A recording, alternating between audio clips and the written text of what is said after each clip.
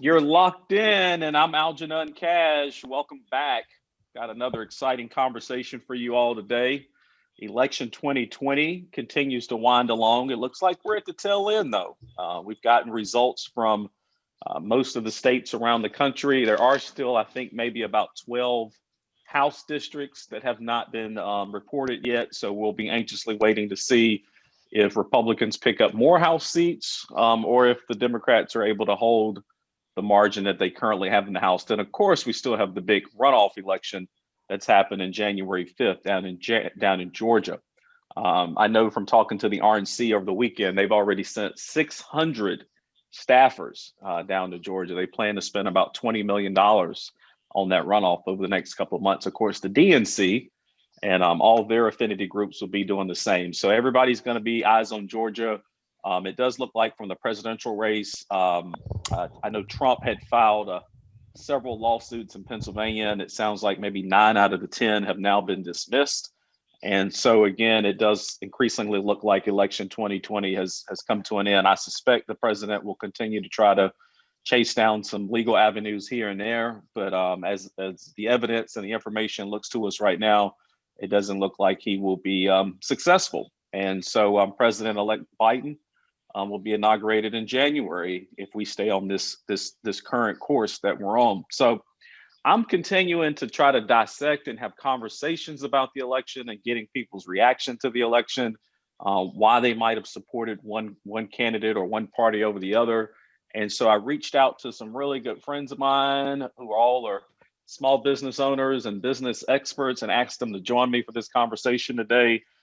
This should be really, really good. All these folks have different backgrounds, and I suspect they'll have different reaction and response to what's going on. So I'm gonna kick into it, guys. If y'all are ready, I'm gonna start with Kwame.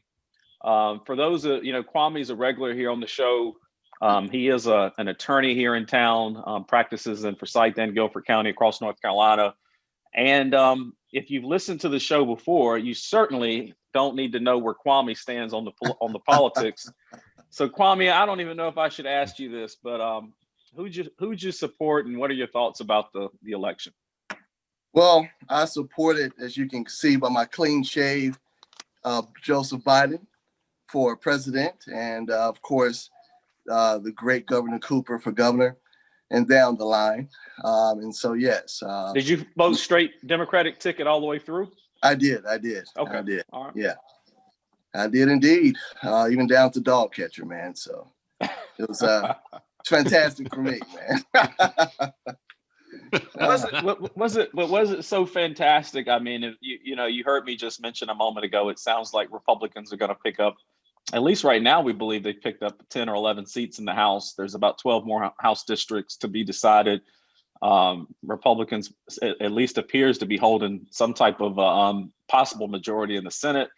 And they picked up a governor's mansion and picked up a few state legislatures at a time when we're going to be looking at redistricting next year. So was it really a win all the way through, Kwame, or were you just happy that Biden won? All the way through. And it's funny because I think what people forget is how the Republicans took office just in time in 2010.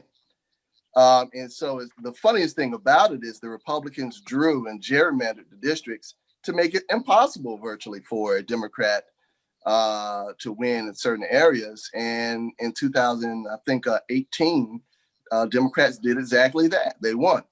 And so now it's not a surprise to me at all that Republicans can actually pick up a few Republican drawn legislative seats. That's not a surprise to me at all. The only issue I have with Democrats, as we've talked about, failure to play the game.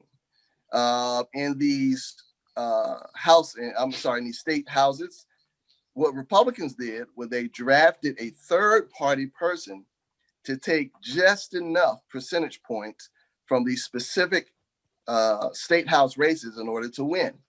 Whether it's 1%, 2%, 3%, it doesn't matter. They did it just enough to take these state houses just in time to draw another heavily Republican-leaning districts for this one. And so for me, Democrats should have learned in 2010 to get in this game and play it hard. So for me, I don't ever pretend like I don't remember 2010 in the districts that were drawn in order to give Republicans, make them feel good about themselves for winning the seats that they had no business losing in the first place. You know, That's the Jake, game. I get it. I get it. You know, Jake is a formal government affairs. Used to head up government affairs for the North Carolina Chamber. Now back in Kernersville, working on real estate transactions with his wife. Very successful too. You guys have been really, really busy in 2020 with real estate. It seems like, yeah, if you've got a house listed, it's flying off the market. But Jake is also someone who's very politically tuned. You know, Jake, Kwame says it was a win for Democrats all up and down the ballot. What's your reaction to the election? Well, thanks, Algenon. Pleasure to be on the call with you all today. I'm probably the least intelligent person on this call, so I appreciate the opportunity to at least learn from you all maybe a little. And but no, I'm as an unaffiliated voter. I thought it was a historic campaign. I thought that you know, the loss of Trump, the loss at the top of the ticket was just fascinating. And then, you know, in the Republican circles here in North Carolina, you had Dan Forrest lose to Governor Cooper.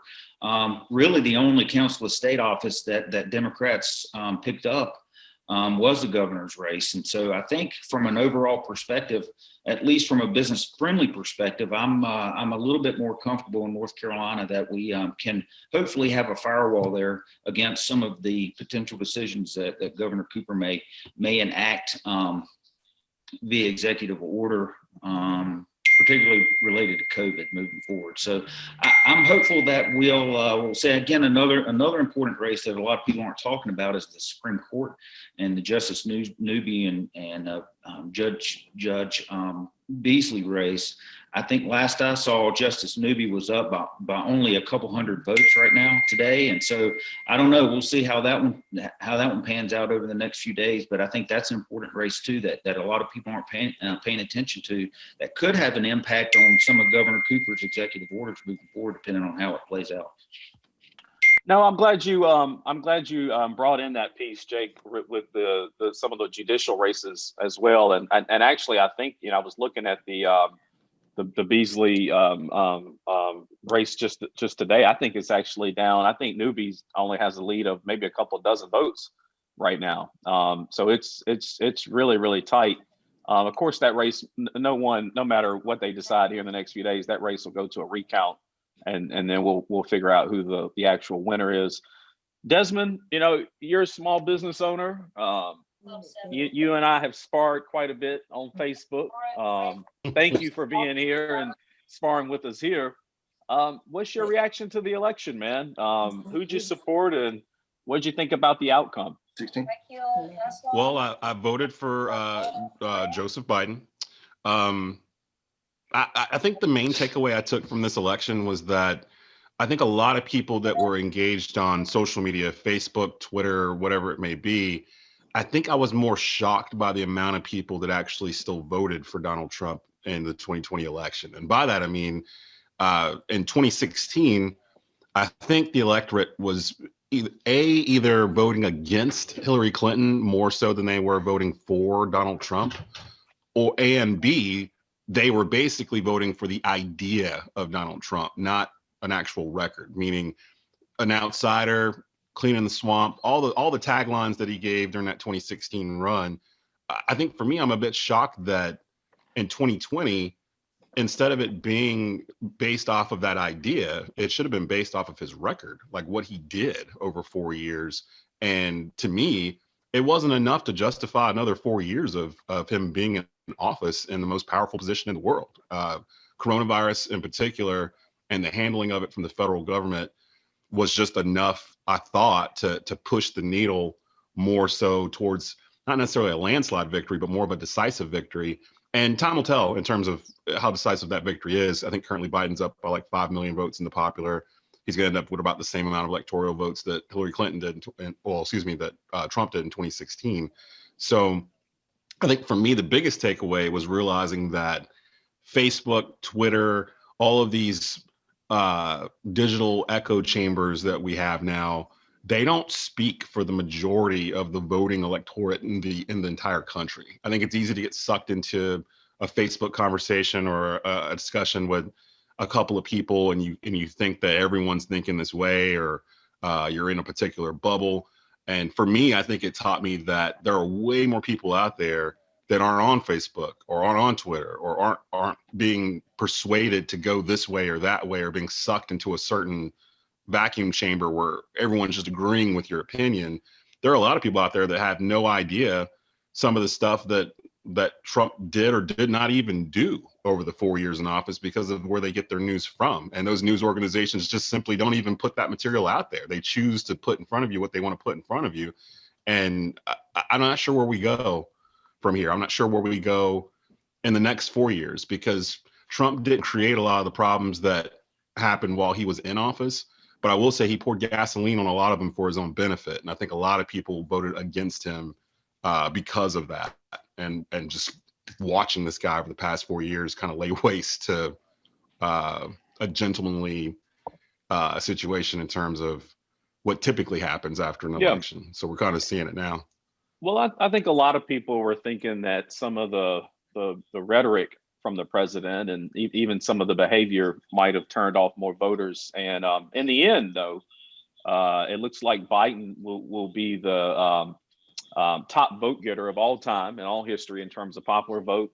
But Donald Trump is number two, actually, and he's actually, in terms of a sitting president, no president has actually gotten more popular votes than him. And so he's also making history at the same time that Biden is. And I think that might have shocked a lot of people who thought that maybe the rhetoric and the behavior was enough to turn off the electorate.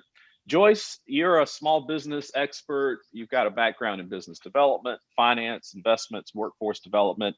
You joined me the other night for a conversation and probably shook up the internet when you disclosed that you supported Donald Trump. And so for you, the rhetoric and the behavior wasn't enough, but for you, it was more what? What caused you to support the president? Well, I'd like to start by echoing your point, Algenon, which is that, Trump received over 70, was it maybe 77 million votes? About 71, 72 million so far. Yeah. That's more than just a nod. I mean, I understand that, he ruffled a lot of folks' feathers. I understand that he's not been politically correct, but I think that speaks to the fact that there are people that do believe in him, that believe in what he has been what he's capable of. I think they have been pleased with what he's done, and I don't think you can ignore that many votes. So I agree with a lot of the sentiment that has been shared today. In fact, on the show the other night, Algenon, I shared some of the opportunities that I thought were missed. Definitely not dismissive about that, but I did vote for Trump the first time, and I also voted for him again in this election. My reasons were very, very clear, and those reasons were important to me. I really took the perspective of looking at overall what I thought would benefit our country, ideals that I personally have. I've never really sought to share my personal opinions on any public platform whatsoever. I just most recently have begun to get opportunities to share. But some of the things that are important to me are putting America first. Not everybody wants to pursue the traditional avenue of going to college. So, having jobs that present upward mobility, manufacturing, training, opportunities for advancement, not just for some part of America, but for all Americans. I think that if our country is healthier overall, economically speaking, I think that some of those other demographics, like the African American community, can also benefit from that.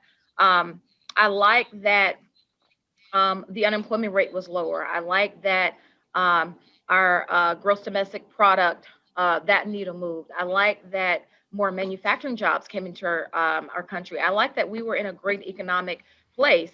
There's a lot of argument that says, Trump should not receive credit for that, but I don't see anyone, arguing about what Obama was able to do when he was elected.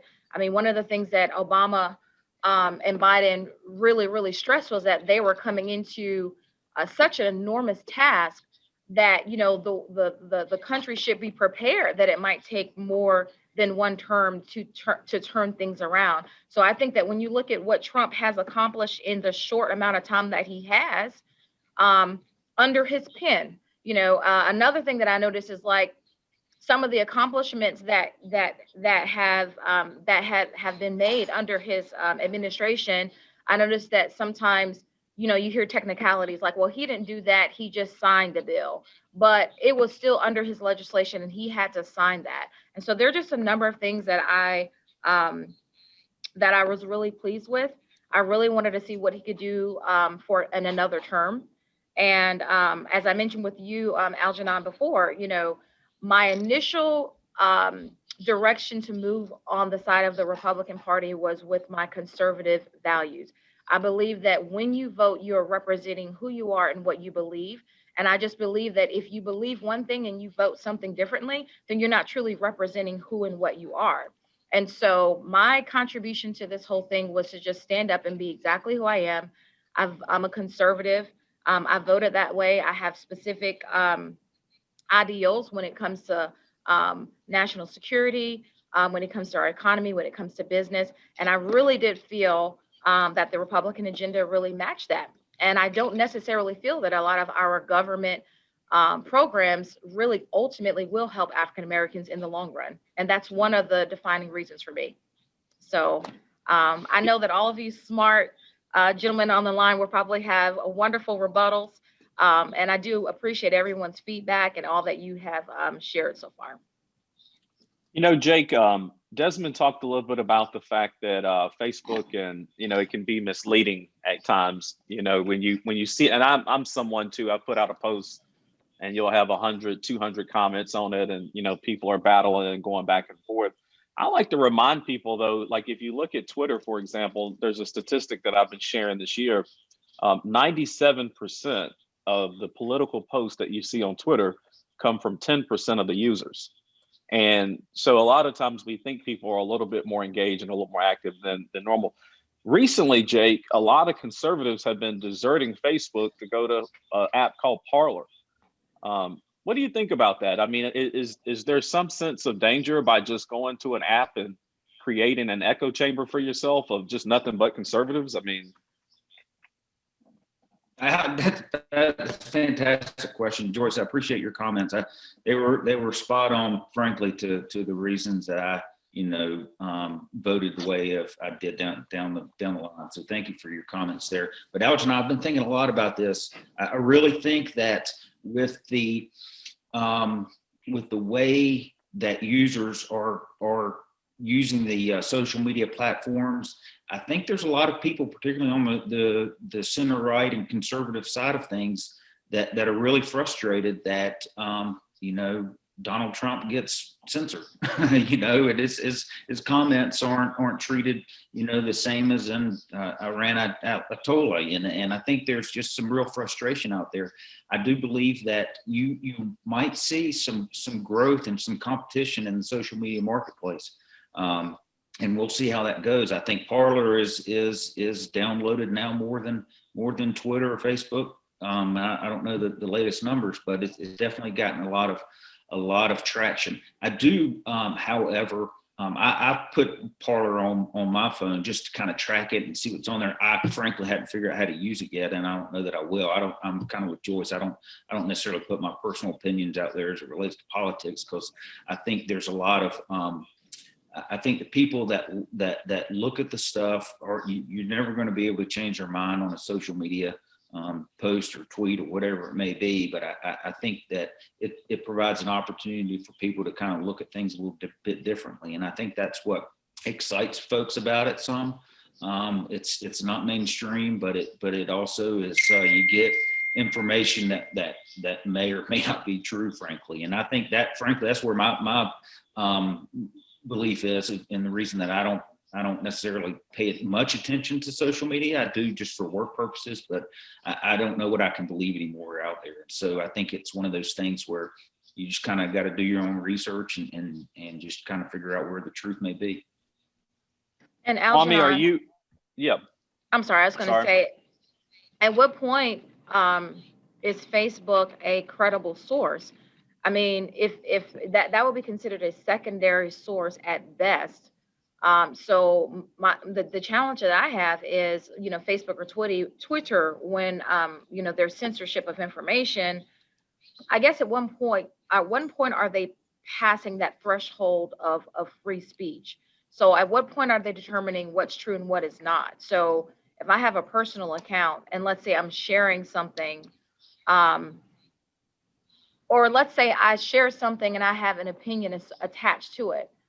My question is, where's the threshold that allows me to have freedom of expression? I am not condoning sharing or spreading misinformation. I'm definitely not doing that. But what I do find is that there is a very high level of censorship on some of these social media giants. And while Parler may not have as many restrictions, the excitement may come with just the idea or the notion that people can share, express, and share information, at least have the right to hold their own personal responsibility to do the checks and balances. I think that when you actually look at some of the notable media outlets now, I did some research the other night to search for the top 10 non-biased media outlets, and some of those individual media outlets that were listed in the top 10, in some of my research, looking at the articles, looking at some of the things that were shared, and these are deemed unbiased media outlets, I could still sense a very leftist tone, a very derogatory tone. I think regardless of what your side is, we're still talking about the incumbent president of the United States. You know, present the facts and then step aside. And that's the challenge that I have, is as someone who is just a citizen who may just want to be informed, whether I'm a Democrat or Republican or an independent, I deserve the right to have unbiased information and then make a decision on that. And perhaps then I can take that information and go back to my personal social media page, and perhaps I can share personal opinion about that. I mean, that's one of the challenges that I see. Kwame, you're Algenon, do someone you that mind if I uses. respond to that? Hold on one second. Let me get back here. Kwame, you're someone that is extremely active on Facebook. I see some of your posts. Sometimes I comment. I get lit on fire. Um, do you think that Facebook has some kind of a leaning left? I mean, how fun would Facebook be if you have no conservatives left on Facebook? And you may have to go off mute, Kwame. I see you're on mute there. There we go. There we go. Yeah, man. Here's the issue for me. It's not that Facebook or Twitter or any of these social media outlets have a left slant or a left point of view. It's really that the truth has a left point of view. So when you have the president of the United States saying that he won an election, well, that's factually incorrect, right? So how do you report that? Do you report that there's some kind of chance? Do you report that he's in court accusing fraud? How do you report that if you have a whole entire group of people believing that he won an election when he did not? And so that's where we are here. You can't have the president of the United States telling 70 plus million people that he won an election when he factually did not.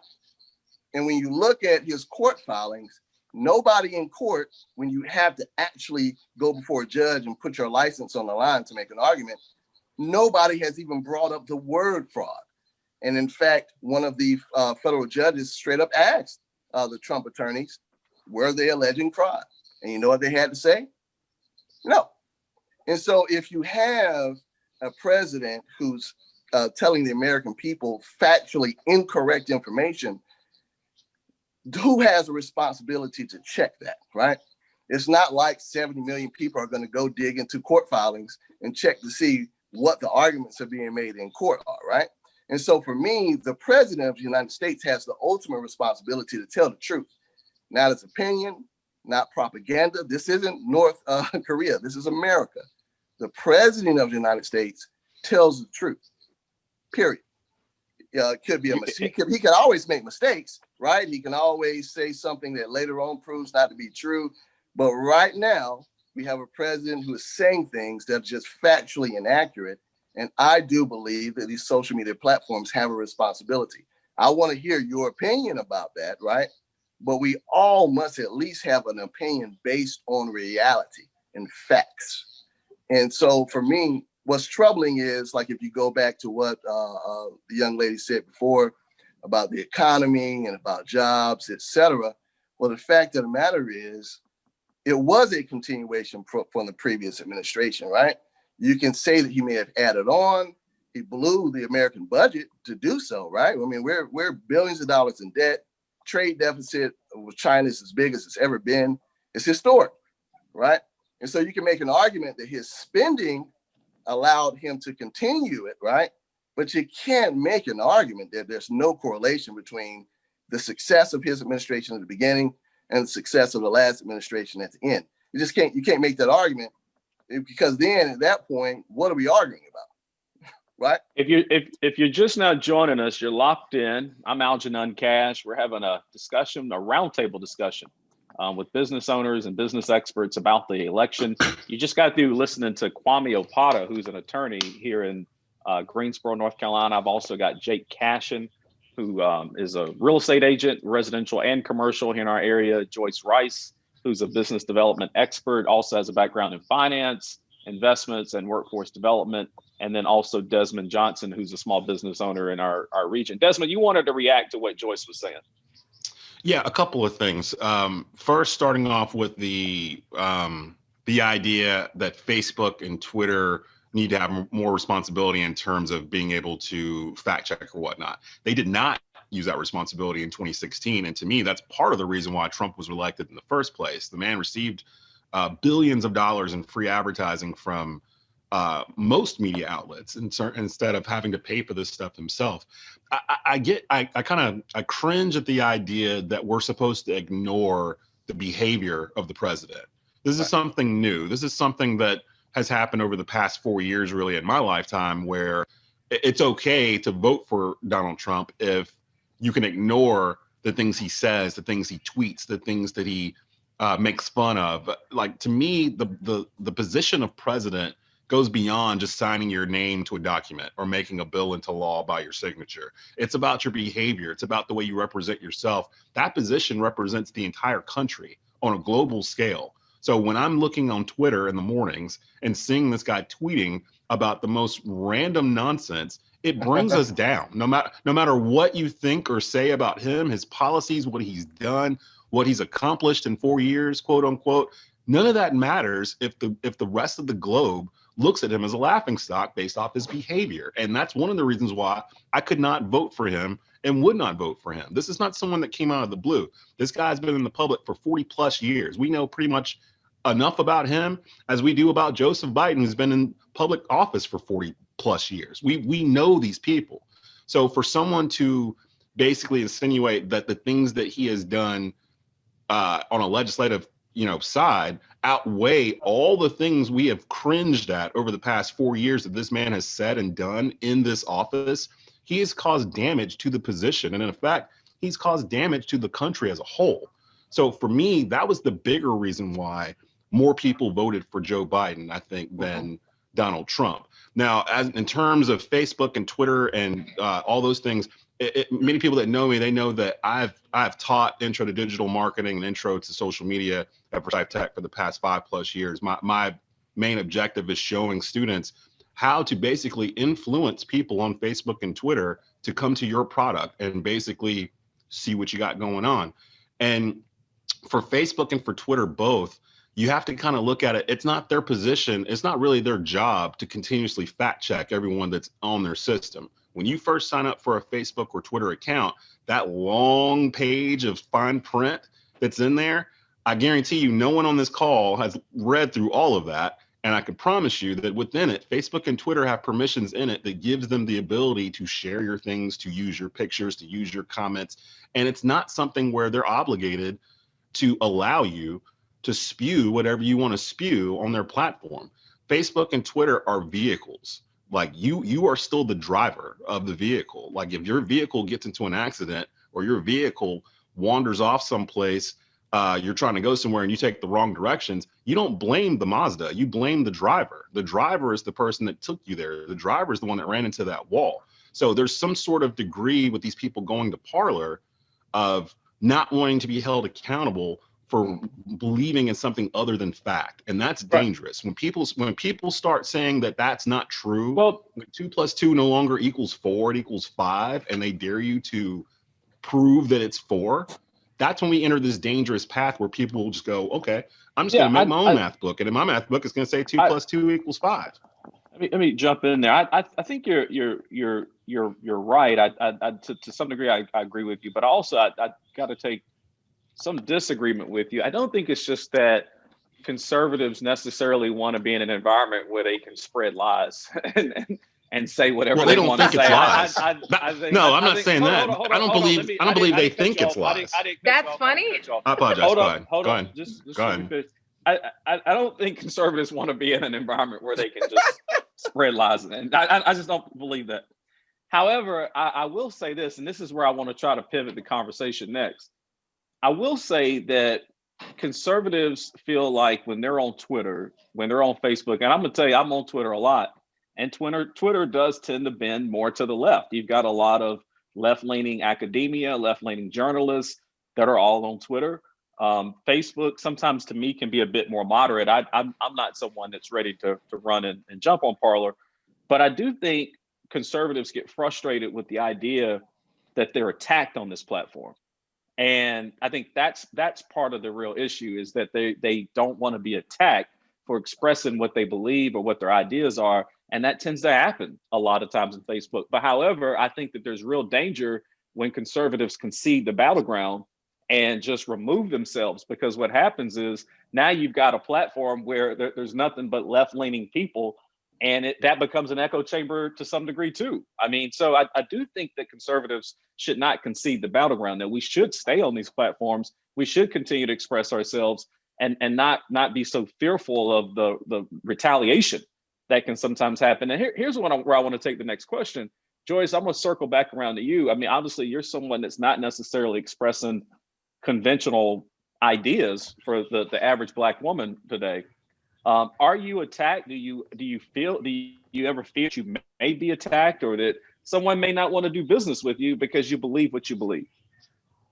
I certain there is such a coercive environment at this point, not just against, let's say, a minority that does not think uh, along with groupthink or along with the popular democratic view, or just what you're seeing out there in social media, which does tend to be more, I think, left accommodating. There is difficulty. I am apprehensive, and I make sure that when I do engage in conversations where I share my perspective, I can do so freely, because oftentimes I think people are appalled, they're in disbelief, and they just don't understand, really why there's any reason why an African American or a Black woman would choose to vote for what they have deemed to be a racist uh, president, who just does not know what he's doing. And so it has been challenging. It's been very, very challenging. And I think that we have to be objective about this. Whether you think that um, there's being misinformation spread, or whether you think that Twitter and Facebook are right for what they're doing in terms of, I think I saw someone say, don't use censorship, but use the term fact checking. We have to be mindful of not trying to manage the influence. I feel like what the large media, social media giants are doing is they're managing influence. I am not discrediting times in which they are, let's say, fact checking or trying to maintain a level of truth, but I think there has to be a threshold in which they do step aside and do not try to manage the narrative.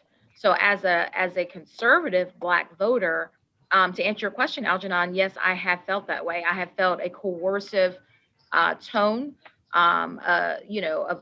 just a tone of condemnation, and somewhat of a dismissive tone about, my personal views. But I think opportunities like this just give me a chance to share, and just share my view, share my perspective, and also dismantle any ideology that I don't connect with some of the issues in our communities. and I don't identify maybe even some of the missteps that the current president has taken. That doesn't change my viewpoint. That doesn't change what I'm going to be voting on, because we have a president in office who's made some mistakes. Overall, I align my views and what's important to me with what the agenda has been so far.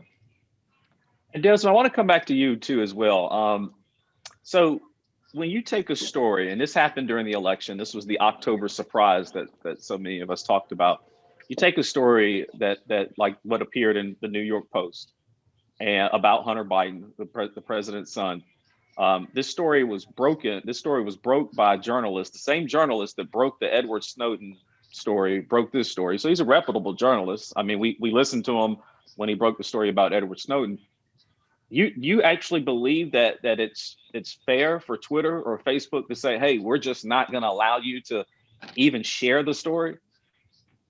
Well, it's not so much that Facebook and Twitter just have two guys sitting in a back room deciding what gets to go through and what doesn't get to go through. There's a long process involved in terms of, what they decide to fact check. I think that's the issue. I think that a lot of people, when they see something that they've posted and it gets called out by Facebook or Twitter as not being factual, they look at it as if there's a guy at Facebook going through their posts going, that's not factual. But in actuality, it's facts against whatever it is you're saying. And again, it goes back to what I was just saying before. You can argue the idea that you're being quote unquote censored, but if you're actually passing material that's not correct or has not been properly vetted, you're doing more of a danger to society than getting it out there, because it's not true. It has not been proven.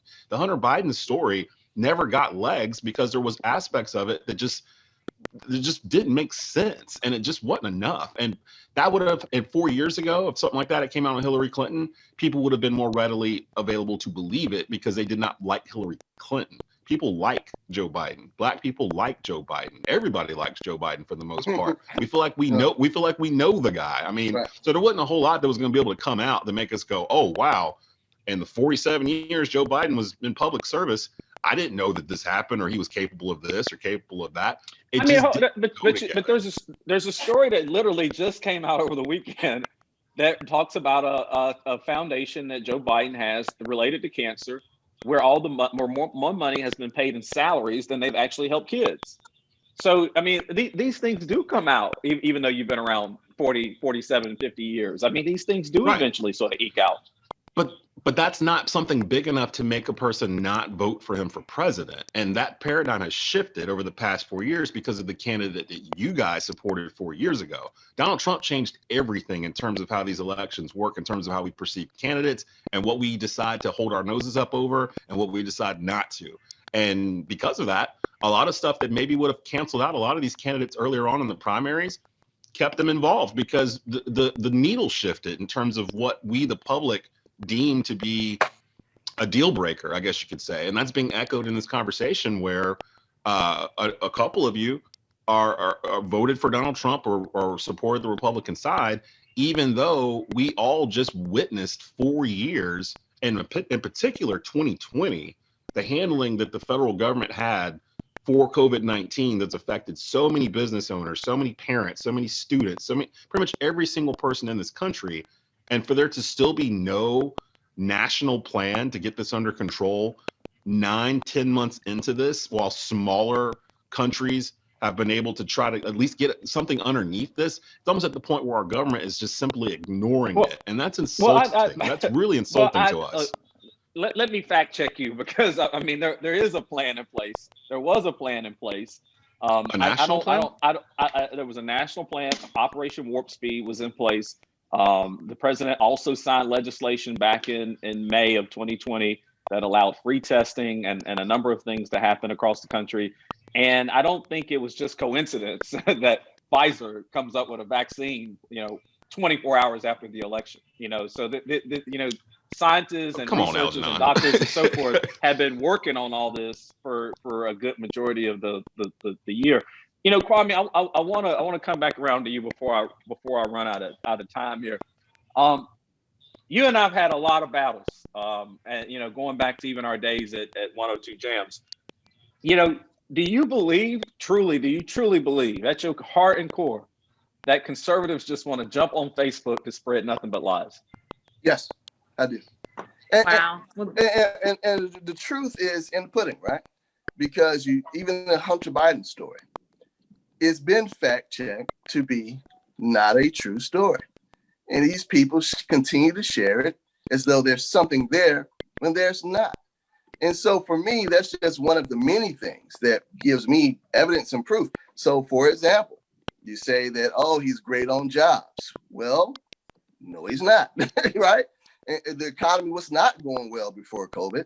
We actually had to blow the budget to give farmers money so that they would not go out of business and go bankrupt due to Republican trade wars. And so all of these things factually, because I want to make sure we stick to that. I don't care about a story and whether it has influence or not. There's factual things that are not true, right? And so you can make an argument that maybe we should have gone and had a trade war and that we should be willing to pay the price so that we can win the trade war, right? But you can't make an argument that everything was so much better before COVID when it was not, because you're factually incorrect. And so for me, we get away from being able to have real arguments and real debates because there's so many lies and so much misinformation out there.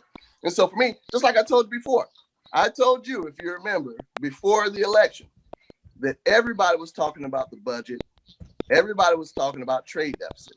It's the whole reason why we had the Tea Party to begin with, right? You haven't heard a peep from conservatives about the budget. You haven't heard a peep about the historic trade deficit with China. And in fact, a more important story over the weekend broke, way more important than Biden, and this is what I mean, that China has signed the largest trade agreement in world history. And because of our president, we were cut out of it. Nobody in the world can think that's good for American business. But because we're focused on silly things like fake stories about Hunter Biden and the fake election that people don't even understand is over and it's been over, we can't even focus on real stories about things that are happening. And so forget about the historic trade agreement that China has cut America out of. Let's go back to the historic numbers of COVID cases, the historic deaths, hospitals at 85% capacity. And so these are the stories that we need to focus on. But instead, these people on Facebook spreading lies about Hunter Biden.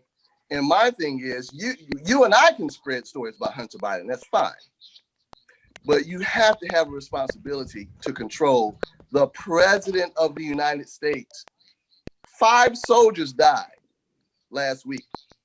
The president has said more about this fake election than he said about our soldiers dying. That's a fact. And so for me, we're just out of control. I mean, so was the election real or was it fake? Did your guy actually win or did he not win? You just said the election was fake. That's actually what some conservatives believe. They believe the election was fake.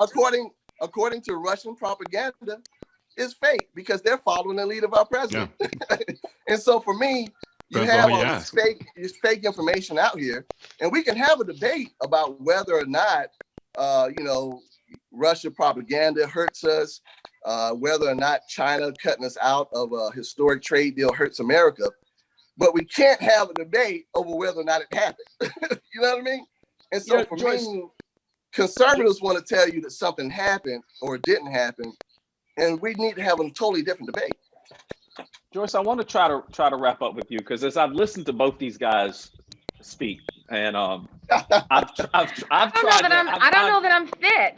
I've really tried to find the facts and everything that they're saying. To be honest with you, I'm gonna tell you my last question for you, Joyce. What I hear coming from these guys is just a bunch of I don't like Donald Trump. That's what it ultimately. But we've given you reasons why. Hold on. Ultimately, that's what I hear from these guys.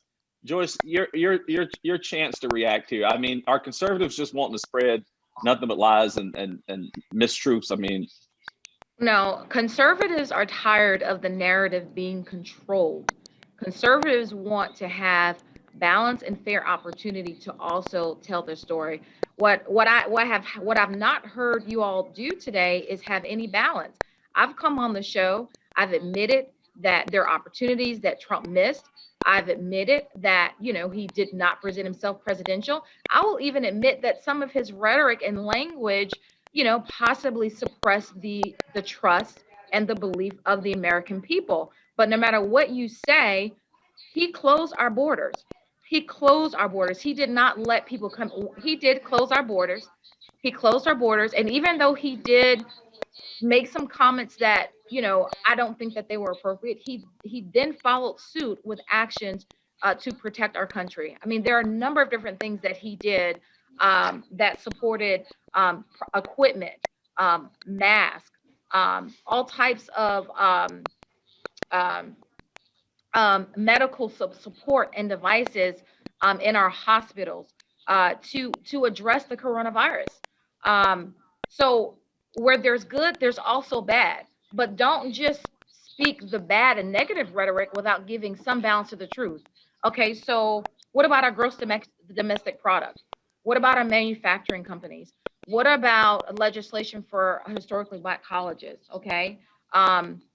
What about immigration reform? I mean, these are active efforts to put America in the best possible position. I believe that if we can take the notion that we are all American and stop disenfranchising ourselves from a collective group of Americans, I believe that we will then be a little bit more susceptible to what Trump was trying to accomplish, what the Republican agenda is trying to accomplish. I understand you guys' sentiment 100%, but I would really like to have a little bit more credibility to what Trump did. You cannot sit here and say that before coronavirus, our economy was not doing well. You cannot say that. You cannot say that with the lowest unemployment rate in history. And granted, we're not going to take away from what any president did, but we're not going to sit there and detract away from what this administration has been able to accomplish under Trump's leadership. I don't think that's fair at all. It's not fair.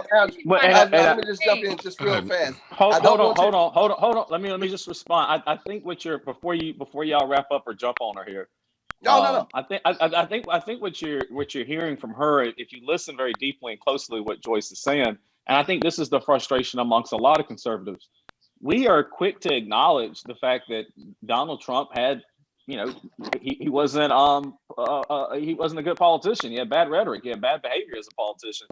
But we also get frustrated, and I think what you sense from Joyce is we get annoyed when liberals and Democrats won't acknowledge anything that he did.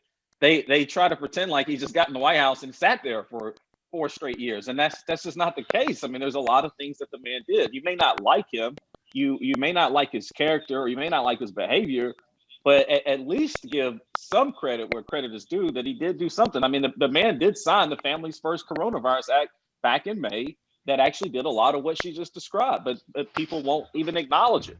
And I want to mention one tiny specific thing. I think it's called it may have been maybe the First Start Act, but it's basically the act that works to reduce recidivism in inmates. Even though that was his pen, those were Republican legislators that wrote that and got that through. And it was rejected a few times. But as a result, you're looking at 4,000 or 5,000 inmates, over 90% of whom were African American, that were released from prison. There was an additional maybe 1,000 to 2,000 or more, if I'm not mistaken, whose sentences were reduced.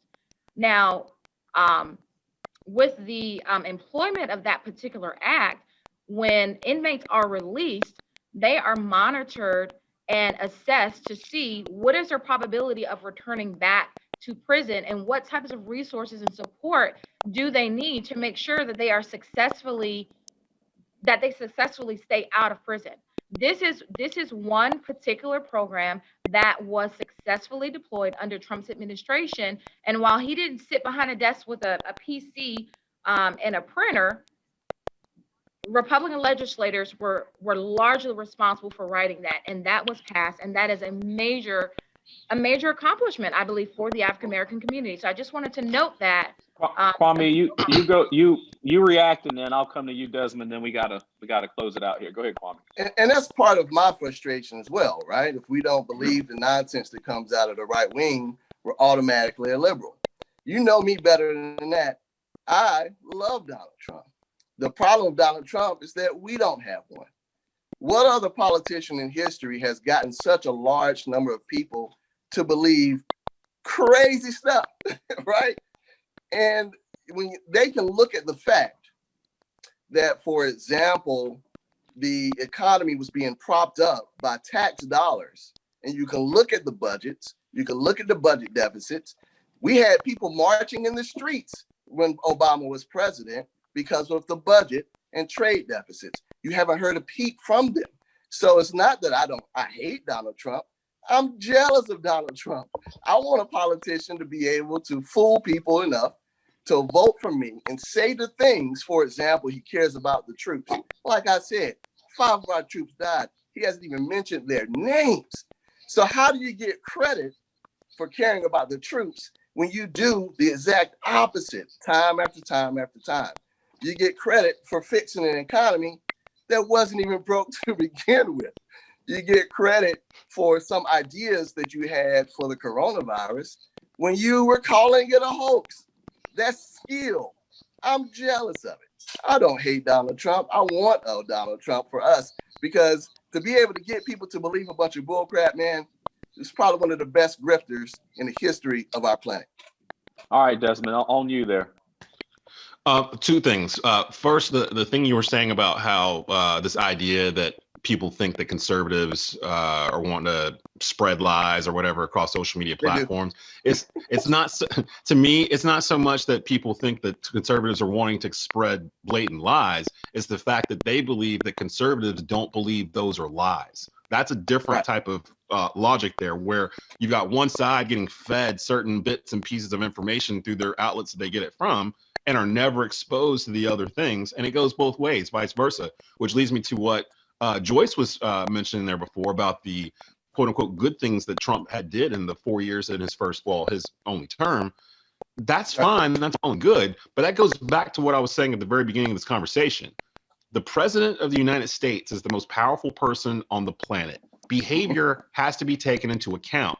It doesn't matter if he did that, or he did this, or he got this bill passed, when every 12 hours he's drowning out his own accomplishments with things that he is doing to keep his name in the news cycle. That alone is enough to disqualify this man for being in the most powerful chair on the planet. He's more concerned about making sure his name is in everyone's mouth than he is people knowing that he signed that bill or did this or did that. So when I hear people say, well, you can't talk about just the bad, you got to mention the good too. No, we don't. There's no rules. There's no rules here. I can talk about all the bad stuff he's been talking about this whole time. And he's made it that way. He's the reason why we talk this way towards conservatives or people that are so adamantly for Donald Trump, because they only bring out the quote unquote good things that he signed and ignoring the million other things that all of us have been witness to for 4 years that he himself has put on a silver platter for us to digest. And that's the main nut of it right there. It's pretty much,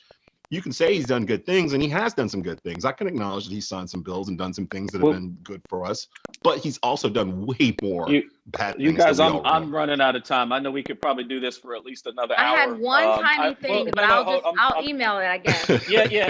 Send it. You can follow up with Joyce offline here. One tiny thing. She is on Facebook, but I just want to say before we close, one, I appreciate y'all locking in with me. This is a good discussion. Two, I would say, just as Desmond said that there's no rules, I would remind him that there's no rules requiring the president to act political. And there's no place within the Constitution that describes the behavior of what a president has to act like. And so I think that the president was able to accomplish some things. People thought that he was going to put us back in a war. That didn't happen. He did have some achievements from a foreign policy perspective. His HBCU funding bill, his Fresh Start Act that Joyce was talking about, and then obviously a lot of his policies and loosening regulations on the economy, I think, had a lot to do with why the economy was so strong. Even economists today are saying the reason why we've been able to see the bounce back we've seen in the middle of COVID is because the economy was so structurally solid going into the pandemic. But you're right. I mean, he did not know how to act like a politician. But again, there was no rules or constitutional requirement that he had to go in and kiss babies and shake hands and not use foul language or whatever else he chose to do. Now, I will say on behalf of conservatives, I do think there's a large number of conservatives that wish that maybe he would have gotten his rhetoric under control and maybe would have adjusted his behavior. And I think that's the message that Joyce has been trying to get out the last hour, is that we all observed it, we all disliked it.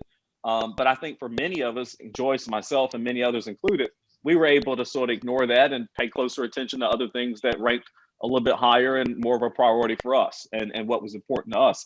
And I think obviously 72 million other people was able to approach it the same way we were. So I think that if Trump would have acted more presidential, I think he would have gotten reelected. I think it would have been very difficult for Biden to beat him. But I think by him not acting presidential, he alienated a lot of suburban voters. He alienated a lot of older folks who normally vote in these elections consistently. And I think he cost himself the election with a lot of his rhetoric. But at the same time, some of his policies were good. I got to get you guys back. I do want to remind everybody that he didn't win. I'll just hold my thought, Algenon. Right? Okay. Yeah, exactly. Next time I'm gonna block out like 3 hours. And conservatives don't just vote for Trump; they vote for their values and what they believe in. No, they vote for Trump. We can separate the They agenda voted for from Trump. the leaders. All right. Thank y'all for locking in with me. You just got through listening to Kwame Opata, who's an attorney here in Greensboro. Joyce Rice, who's a business expert with a background in finance, investments, and workforce development. And then Desmond Johnson, who's also a small business owner. Go check out, Desmond has a sports network that he does on Facebook called Tobacco Sports Radio. It's Tobacco Road Sports Radio. go. Basically an alternative for the triad. We focus more on HBCUs, ACC Big Four, Panthers, Hornets, NASCAR. We just had a big recruit that A&T just landed for their basketball team this morning on Snowman in the morning. So yeah, definitely check us out for sure. So if you haven't liked this page and you're not following some of the content and shows that he's putting out, I would strongly encourage you to go do so. Make sure you support him. Thank you for supporting me. Until next time, y'all stay locked in. All right. All right, guys, I think we're clear.